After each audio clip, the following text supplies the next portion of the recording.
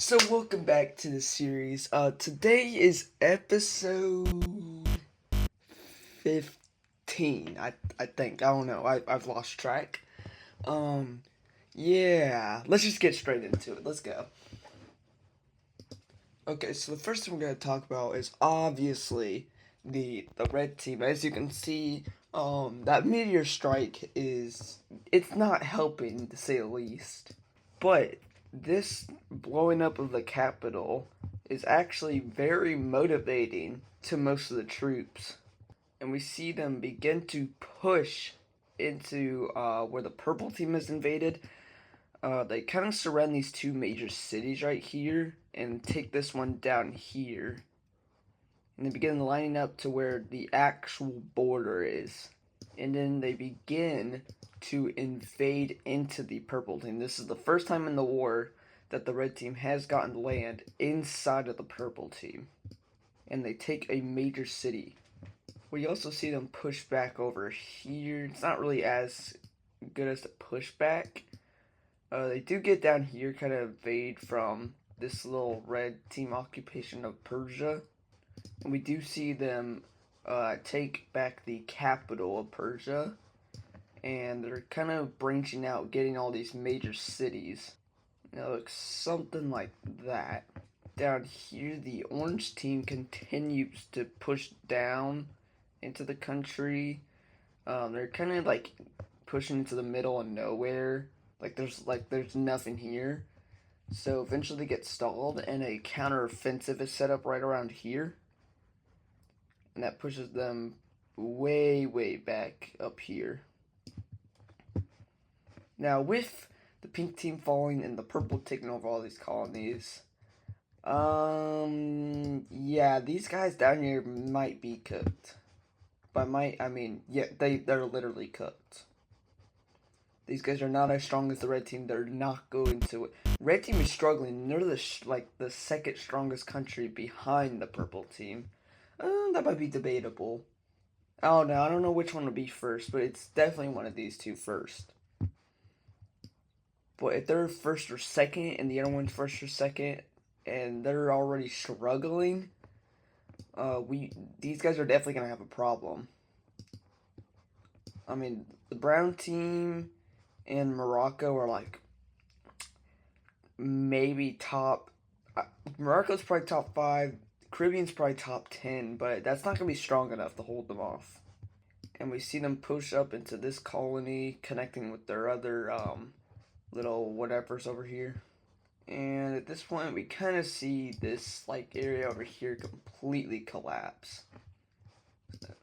And they basically abandon this colony like immediately. Before that, they branch off over here and take this major city. And then they come down from the north and then also take this major city. And yeah, that just fell apart pretty quick. We see it end up something like this. And yeah, that's okay, yeah. Yeah, okay. So now, basically all of the southern Africa area, besides this country right here, is under purple team occupation. Yeah, they might be cooked. Over here, we see them push into what used to be the British team's colony, which is now completely gone. I mean, the monarchs are just kicked back to Europe already, so they're definitely not winning the war. I don't know if they would lose the war. We'll have to see. And yeah, the green team is getting kicked back pretty far. And once this area falls, and once this area over here falls, we really just see this whole southern area capitulate over. And we begin to see them move over here towards the capital. And they also branch out and go to the other side of the city over here. So, yeah, the green team might be, yeah, they're not doing well at all. Let's head over here to Japan. So, Korea is doing way better than the purple team anticipated. They've landed up near, like, what is this area called? This peninsula. I don't know what it's called, but we basically see them cut off this major city, and that basically stops all trade with their colony over here. And we see their troops begin to land over here in California. And once they take this major city, we basically see them just occupy all of this. Before long, all their colonies over here completely fall. Over here in the Korean Peninsula, we see them get kicked out, the southern area, but they do hold off in northern Korea. We see them also push out here, like in the Country Road area, and they kind of surround this whole area and eventually cut off all of it, take this major city, and threaten the one all the way up here. And we basically just see this whole area out here capitulate. And eventually the brown team begins to head up this island right here and eventually begin to threaten the capital. Over here on this peninsula, they begin to close in on these major cities down here. And this causes a landing on the northern half. And at this point, the major city, or not major city, but the capital surrounded. Countless losses down here in the south is slowly catching up to the pink, purple Japan country. And with major landing at all these two major cities, and the taking of all of these major cities over here in the peninsula, this demoralization causes them to surrender over to the brown team, and before long the whole thing is occupied. With country out of the war over there, let's head over back to where the Hoosiers are. And well, it's not going great for Texas at all. They have countless losses over here, and the Hoosiers have gained back this area down here.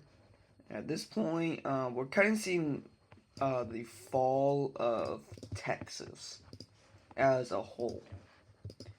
I mean, even the green team over here, which rebelled, has finally got back this major city over here, and they've just gotten this major city.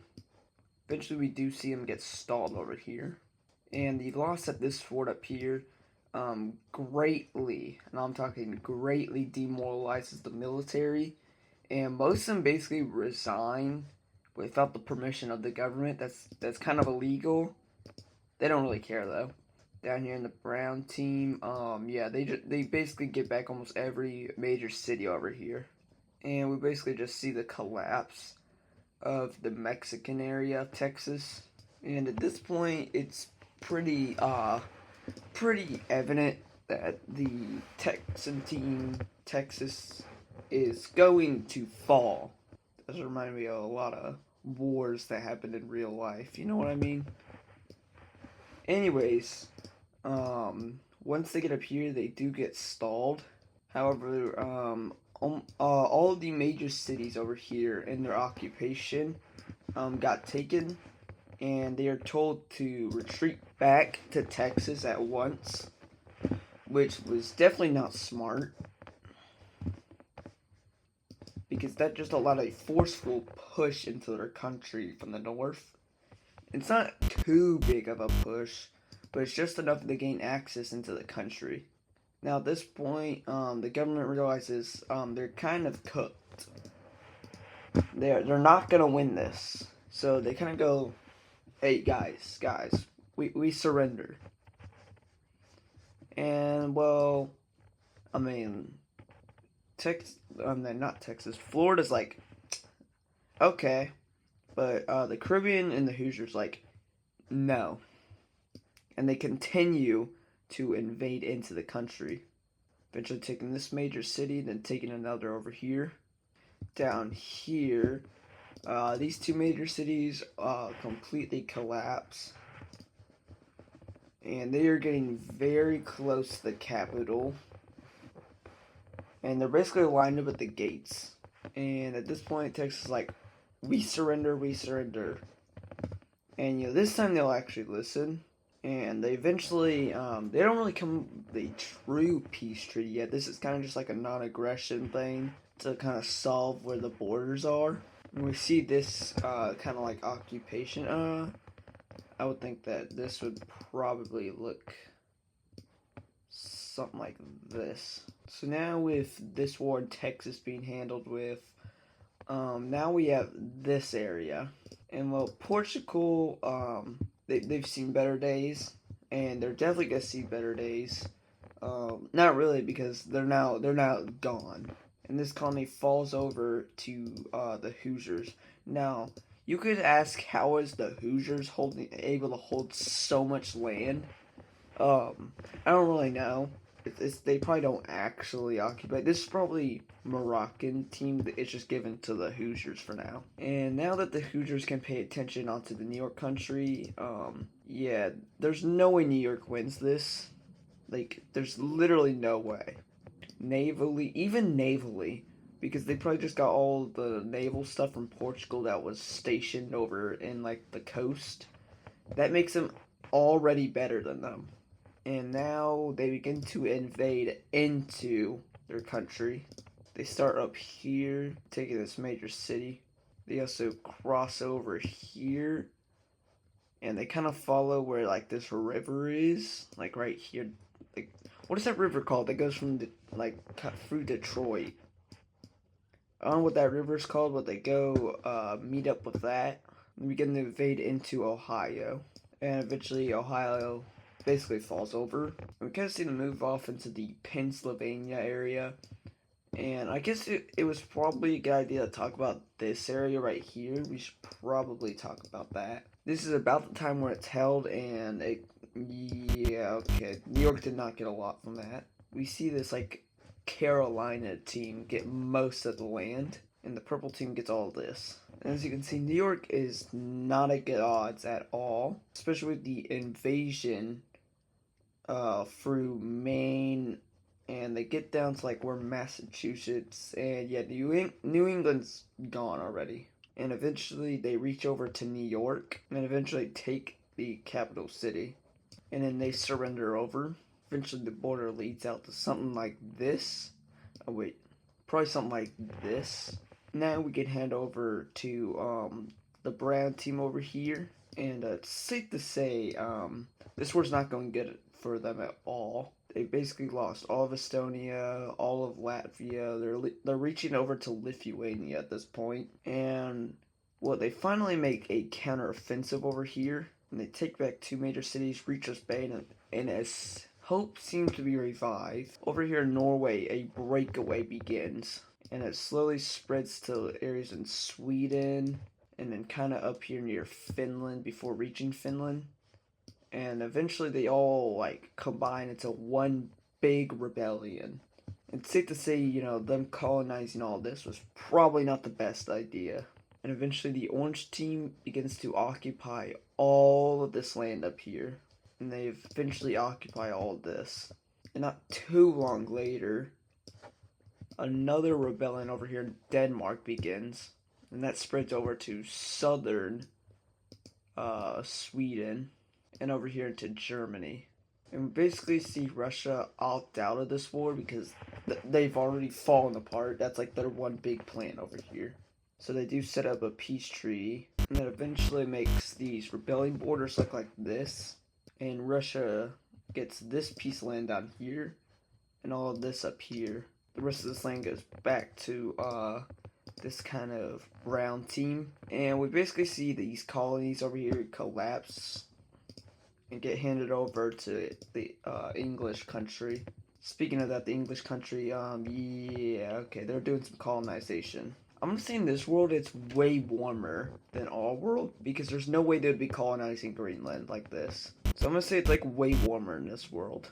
And eventually their colonization ends with this in Greenland, and they do begin to set up different colonies over here, looking something like this. At this point, this war over here kind of stalls out, and most of the wars over here in the world kind of stop. Really, it kind of stalemates, except for down here in the green team, which Okay, yeah, the green team just got ran over. And we basically see the green team collapse. And with this occupation over here, it's going to be very interesting to see what happens, because after this, the war ends. So now we're getting to the Peace Treaty of Africa again. And this is how we're going to see a division of the green team, which will end up something like, and the Morocco team annexes all this area over here. Meanwhile, down here ends up something like, oh, something like this. Okay, yeah. That doesn't. Oh, and with the war basically ending at this point, there's really it just stalemates. It just completely stalemates at this point.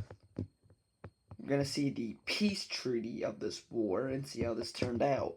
And as you can see in this peace treaty right here, a lot has changed with the world. As you can see, the countries have expanded. You know, sure, and some of them disappeared off the map. This was an insane war.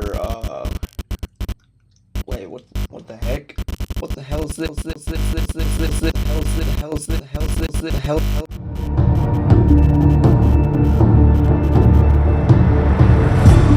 I know none of you can hear this, but if some of you do, please don't.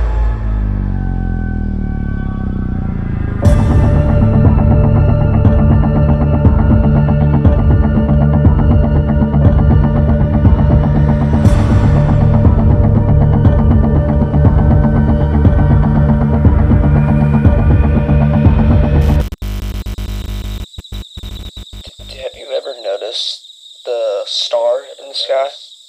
I don't know what you're talking about. That star, the really bright one. What do you mean? It looks brighter than it did 10 years ago. Bright? Dude, I think you're just losing it. I swear to you, it looks like it's getting bigger. You need to understand me, Frank.